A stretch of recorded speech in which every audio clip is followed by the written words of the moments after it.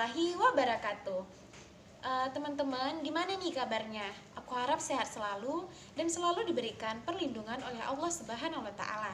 Nah, pada kesempatan kali ini, aku tuh pengen ngucapin terima kasih banyak yang sebesar-besarnya kepada Bapak Hendy Dalimunti MA sebagai dosen pengampu mata kuliah metode penelitian sejarah yang telah memberikan kami kesempatan untuk mempresentasikan materi yang akan kami bawakan, yaitu materi kelompok 3 dengan judul Permasalahan-Permasalahan dan Jalan Keluar dalam Penelitian Sejarah. Nah, tapi sebelum kita mulai nih teman-teman, ada baiknya aku memperkenalkan member-member kelompok 3 dulu ya. Yang pertama ada aku sendiri, nama aku Deva Rizko Prasyanti. Yang kedua ada Vina Fadilah. Dan yang ketiga ada Putri Kofifah. Yang keempat ada Padli Padlan.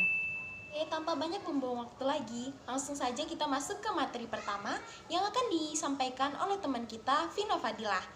Tapi sebelum kita masuk ke materi utama, harap didengarkan seksama ya teman-teman penjelasan dari teman kita agar bisa dipahami dan dimengerti. Check it out.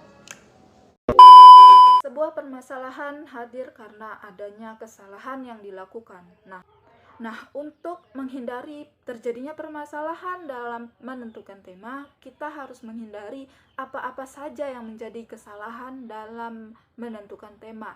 Yang pertama adalah kesalahan boconian, yang kedua adalah kesalahan banyak pertanyaan, ketiga adalah kesalahan karena pertanyaan bersifat dikotom, yang keempat adalah kesalahan topik metafisik.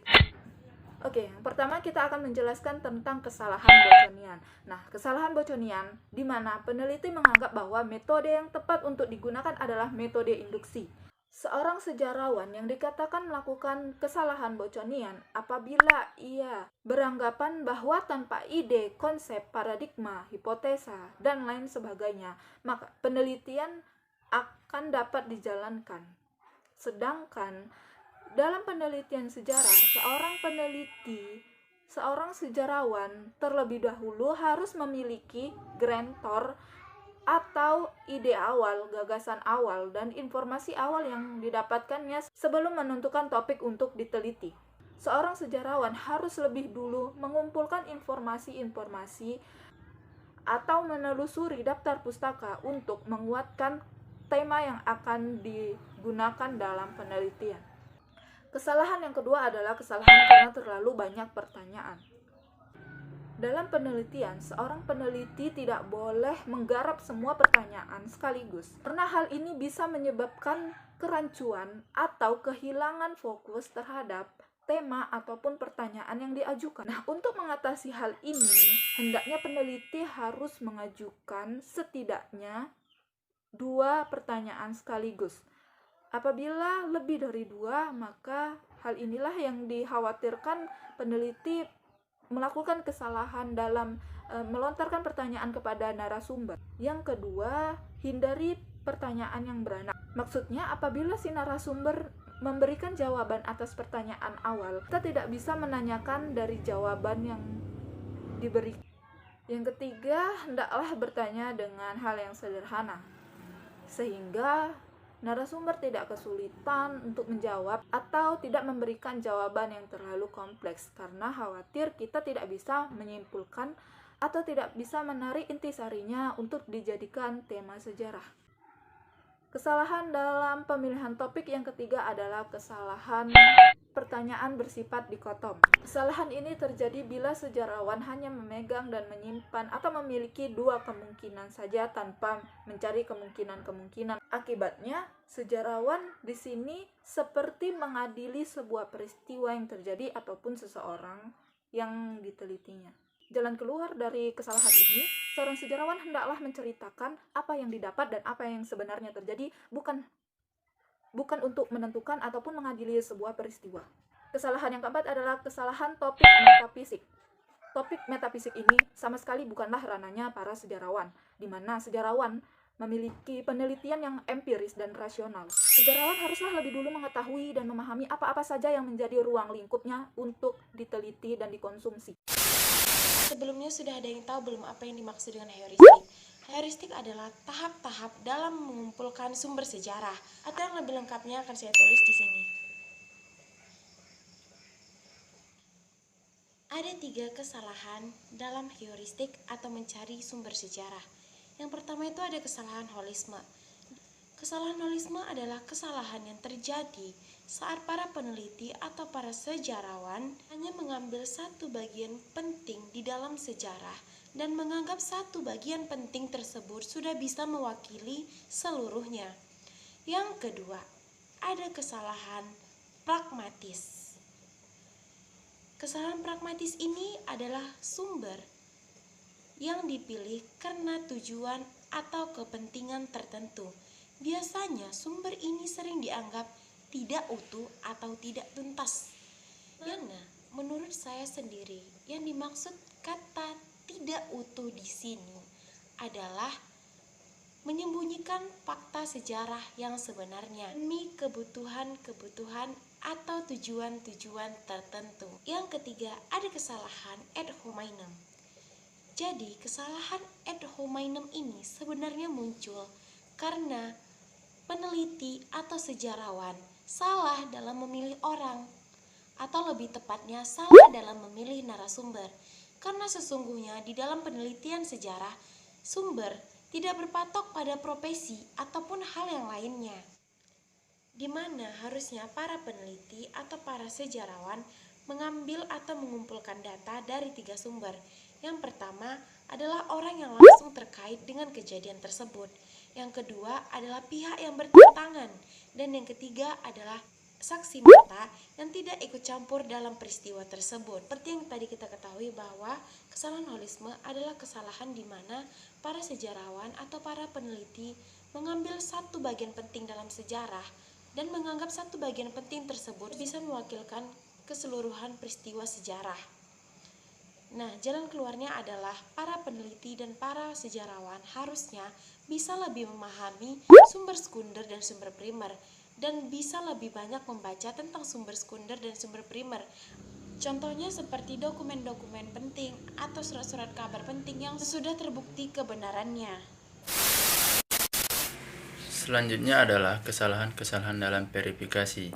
Verifikasi adalah suatu pengujian terhadap berbagai sumber-sumber sejarah dengan cara membandingkan semua data demi mendapatkan data yang mendekati kebenaran. Kesalahan dalam verifikasi penelitian sejarah ada 6. Yang pertama, kesalahan pars pro toto. Kesalahan ini adalah kesalahan yang dilakukan peneliti, di mana ia hanya menganggap bukti yang berlaku untuk sebagian, lalu dianggap berlaku untuk keseluruhan sejarah. Yang kedua, kesalahan toto pro pars. Kesalahan ini adalah kesalahan di mana peneliti mengemukakan keseluruhan dari bukti, sedangkan yang dimaksudkan adalah bukti untuk sebagian. Lalu yang ketiga, menganggap pendapat umum sebagai fakta. Kesalahan ini dilakukan oleh peneliti, di mana ia hanya mengambil dan menjadikan pendapat umum sebagai fakta sejarah. Yang keempat, menganggap pendapat pribadi sebagai fakta. Ini juga merupakan sebuah kesalahan dalam penelitian sejarah, di mana peneliti hanya melihat dan menjadikan pendapat dan kesenangan pribadinya sebagai fakta sejarah. 5. Rincian angka presisi. Kesalahan rincian angka presisi adalah peneliti menyebutkan secara pasti mengenai jumlah suatu peristiwa sejarah secara terkait. Lalu yang terakhir, bukti bersifat spekulatif. Kesalahan ini dilakukan oleh peneliti di mana ia memaparkan bukti yang spekulatif, sedangkan sejarah sendiri merupakan ilmu yang empiris, di mana tidak seharusnya adanya bukti di luar jangkauan dari sejarah itu sendiri. Dan ada 3 langkah yang dapat menjadikan verifikasi sumber menjadi benar. Yang pertama adalah menentukan sifat sumber, apakah resmi atau formal atau tidak resmi atau informal. Dalam penelitian sejarah, sumber tidak resmi dinilai lebih berharga daripada sumber resmi, sebab sumber tidak resmi bukan dimaksudkan dibaca orang banyak, sehingga isinya bersifat apa adanya, terus terang, dan tidak banyak yang disembunyikan dan objektif. Langkah yang kedua dalam penelitian ini adalah menyoroti penulis sumber tersebut, sebab dia yang memberikan informasi yang dibutuhkan. Pembuatan sumber harus dipastikan bahwa kesaksiannya dapat dipercaya. Karena itu, harus mampu memberikan kesaksian yang benar dan harus dapat menjelaskan mengapa ia menutupi atau merahasiakan suatu peristiwa. Dan sebaliknya, melebih-lebihkan karena ia berkepentingan di dalamnya. Langkah yang terakhir adalah membandingkan kesaksian dari berbagai sumber dengan menjajarkan kesaksian para saksi yang tidak berhubungan satu dan yang lain, sehingga informasi yang diperoleh objektif. Selanjutnya pembahasan yang terakhir yaitu kesalahan interpretasi dan historiografi. Yang pertama saya akan membahas tentang interpretasi atau suatu tafsiran. Interpretasi dalam penelitian sejarah merupakan suatu penafsiran berbagai sumber sejarah yang telah didapatkan untuk kemudian diteliti. Pada tahapan terakhir dalam interpretasi, peneliti telah memiliki sebuah konstruksi ataupun sudut pandang sendiri yang mengenai topik yang akan diteliti. Kesalahan post hoc dan proper hoc. Kesalahan ini dapat terjadi jika si peneliti berpendapat bahwa suatu peristiwa dapat terjadi karena sebab atau akibat dari peristiwa yang terjadi sebelum atau sesudah.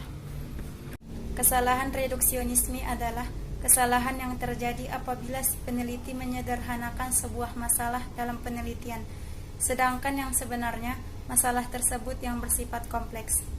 Pluralisme yang berlebihan. Kesalahan ini dapat terjadi apabila si peneliti tidak menentukan faktor yang paling ditentukan pada peristiwa. Yang kedua, historiografi atau penulisan, yang merupakan metode terakhir yang dilakukan dalam penelitian sejarah, di mana seorang peneliti akan melakukan kegiatan menulis setelah mendapatkan fakta-fakta sejarah.